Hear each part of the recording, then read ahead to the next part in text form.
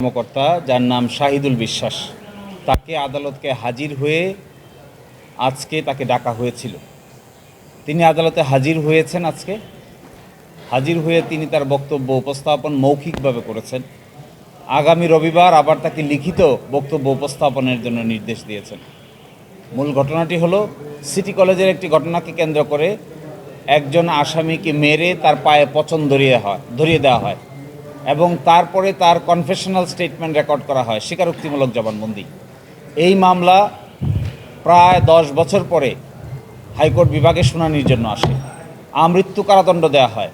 এই আমৃত্যু কারাদণ্ডের প্রেক্ষিতে মামলা শুনানির এক পর্যায়ে এই প্রশ্ন উত্থাপিত হয় যে নির্যাতন নিপীড়ন করে তৎকালীন ক্ষমতাধর ব্যক্তিবর্গের নির্দেশে তিনি এই আসামিকে নির্যাতন নিপীড়ন করে তার দুটো পা একেবারে এমন অবস্থায় করে নিয়ে যায় যে ঢাকা মেডিকেলে প্লাস্টিক সার্জারি ইউনিটে তার অপারেশন করতে হয় এবং প্লাস্টিক সার্জারি ইউনিটে অপারেশন করে 17 দিন ধরে তিনি মেডিকেল কলেজে ভর্তি থাকেন এবং সেই পায়ের এই অবস্থায় আজও তার ডান অংশ অবশ হয়ে আছে।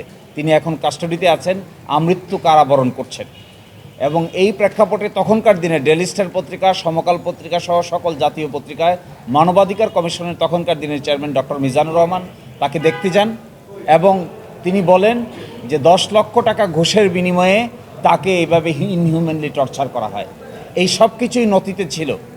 এখন মামলা শুনানির সময় এসে ওই ছবি এসেছে, ওই মেডিকেল রেকর্ড এসেছে এবং আয়োর যে জবানবন্দি সেখানেও তিনি স্বীকার করেছেন যে তাকে তখনকার দিনের বার্ন ইউনিটে রেখে চিকিৎসা দিতে হয়েছিল এবং 17 দিন তাকে বার্ন ইউনিটে রাখা হয়েছিল এবং সেখানে সাজেশন আছে যে তার ডান পায়ের নিচে দিয়ে ইঞ্জেকশন পুশ করা হয়েছিল এবং এই কারণেই এই আয়োকে ডাকা হয়েছে। আজকে তিনি মৌখিকভাবে বলেছেন, অস্বীকার করেছেন, আগামী রবিবারে তাকে লিখিত আকারে তার এই সমস্ত আচরণের ব্যাখ্যা দেওয়ার জন্য নির্দেশ দিয়েছে। আজকে আদালতে আপনারা তাকে প্রশ্ন করেছেন, সেই যে তাকে নির্যাতনের বিষয়ে কি বলেছেন?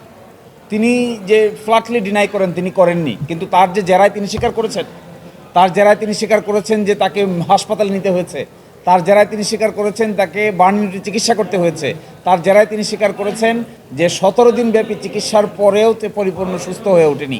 রিমান্ডের মাঝখান থেকে নিয়ে এসে তাকে স্বীকারোক্তিমূলক জবানবন্দি রেকর্ড করা হয়েছে। এই স্বীকারোক্তিমূলক জবানবন্দি রেকর্ড করার আগে আরেকটা স্টেটমেন্ট তার পুলিশ রেকর্ড করেছে। যে স্টেটমেন্টটা পুলিশ রেকর্ড করেছে একই স্টেটমেন্ট আবার ম্যাজিস্ট্রেটের সামনে স্বীকারোক্তিমূলক জবানবন্দি হিসেবে নিয়েছেন। আমরা শুরু থেকেই বলেছিলাম এই যে বাংলাদেশে স্বীকারোক্তিমূলক জবানবন্দি রেকর্ড করার যে পুরনো স্টাইল, এর মধ্যে আমূল পরিবর্তন আনা প্রয়োজন। কেউ জানে না স্বীকারোক্তিমূলক জবানবন্দি রেকর্ড করা হয়, কোনো অডিও ভিডিও রেকর্ড নাই, কোনো আইনজীবী হাজির থাকে না, আসামির কোনো আইনজীবী থাকে না, তারপরেও স্বীকারোক্তিমূলক জবানবন্দি রেকর্ড করা হচ্ছে এই সিস্টেমের। এবং পুলিশ একটা কিছু প্রিপেয়ার করে নিয়ে যাওয়ার পরে এটা ম্যাজিস্ট্রেট সাহেবকে দেন, ম্যাজিস্ট্রেট সাহেব নির্দ্বিধায় এটাকে স্বাক্ষর করে দেন। কোথাও কোথাও এরকম দেখা গেছে। এখন আমরা যখন দাবি তুলেছি যে এখানে অডিও ভিডিও সংরক্ষণ করা প্রয়োজন, আসামি পক্ষের আইনজীবী থাকা প্রয়োজন এবং রাষ্ট্রপক্ষেরও আইনজীবী থাকা প্রয়োজন, এই দাবি মেনে নিতে রাজি না। কারণ তাতে স্বীকারোক্তিমূলক জবানবন্দির রেকর্ডের সত্যতা নিয়ে যে প্রশ্ন দেখা দেয় তার থেকে আমরা মুক্তি পেতাম, কিন্তু তাতে কেউ শুনতে রাজি না। ম্যাজিস্ট্রেট সাহেবের খাস কামরায় স্বীকারোক্তিমূলক জবানবন্দি রেকর্ড হয়। খাস কামরায় আর কে থাকে? তৃতীয় ব্যক্তিকে, কার উপস্থিতিতে সেই স্বীকারোক্তিমূলক জবানবন্দি রেকর্ড করা হচ্ছে? এক ইনভেস্টিগেটিং অফিসার জানে আর ম্যাজিস্ট্রেট সাহেব জানেন, আর যাকে স্বীকারোক্তিমূলক জবানবন্দি নেওয়া হচ্ছে তিনি জানেন। এখন হাইকোর্টে এসে যখন প্রশ্ন উত্থাপিত হয় এটা সঠিক না বেঠিক, তখন কোনো অডিও ভিডিও রেকর্ড নাই, হাইকোর্টের সামনে কোনো কিছু উপস্থাপন করা যায় না। এই সত্য অসত্যের ভিত্তিতে এই বিচার ব্যবস্থা। এই জন্য আমরা শুরু থেকে আমরা বলেছিলাম, এই মামলাও বলবো যে স্বীকারোক্তিমূলক জবানবন্দি রেকর্ড করার ক্ষেত্রে অবশ্যই নিত্য নতুন সিস্টেম আবিষ্কার করা প্রয়োজন।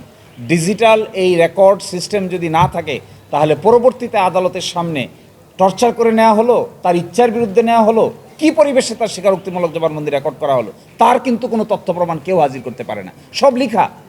এই লেখার মধ্যে তৃতীয় ব্যক্তি কোথায়? কোথাও বলেছে আসামিরা যে বাইরে পুলিশ দাঁড়িয়ে থাকে আর আকার ইঙ্গিত করে। তো আকার ইঙ্গিত যদি করে থাকে তাহলে এই স্বীকারোক্তিমূলক জবানবন্দির কপিতে আকার ইঙ্গিতের কথা তো লেখা নাই। ভিডিও থাকলে আমরা দেখতে পাইতাম, অডিও থাকলে আমরা দেখতে পেতাম।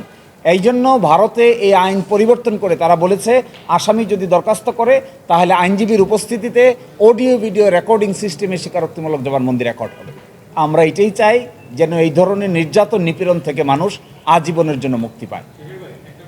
ভিন্ন, সেটি হচ্ছে এই আপনার এই সূত্র ধরে বিচার বিভাগ সংস্কার কমিশনের একটা বড় প্রস্তাব, চূড়ান্ত প্রস্তাব যে পুলিশ নয় আলাদা তদন্ত সংস্থা গঠন করতে বলেছে তদন্তের জন্য। মানে সব মিলিয়ে তাহলে আপনাদের মানে এটা কি জরুরি কিনা? অবশ্যই জরুরি, এবং উন্নত বিশ্বে যারা তদন্ত করেন তারা ইন্ডিপেন্ডেন্ট কমিশন হন। আমাদের দেশে যিনি তদন্ত করেন তিনি পুলিশ বাহিনীর সদস্য, পিবিআইও পুলিশ বাহিনীর সদস্য, সিআইডিও পুলিশ বাহিনীর সদস্য।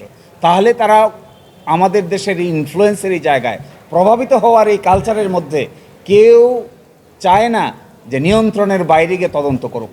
এবং আপনারা দেখেছেন সাগর রুনির মামলায় গতকালকে এক্সিবিশন হয়েছে, এখানে নিয়ন্ত্রণ কেউ প্রতিষ্ঠার বাইরে করতে চায় না, কেউ নিয়ন্ত্রণ ছাড়তে চায় না, স্বাধীনভাবে কাজ করতে দিতে চায় না। যদি স্বাধীনভাবে কাজ করতে পারতেন অ্যাটর্নি জেনারেলের ইন্ডিপেন্ডেন্ট সার্ভিস এবং ইন্ডিপেন্ডেন্ট তদন্ত কমিশন, তাহলে দেখতেন ক্রিয়েটিভিটি এবং ইনোভেটিভ আইডিয়া তদন্তের ক্ষেত্রে আসতো। কিন্তু ঊর্ধ্বতন কর্তৃপক্ষের চাপের কারণে বহু জায়গায় তদন্ত সঠিকভাবে করা হয়ে ওঠে না।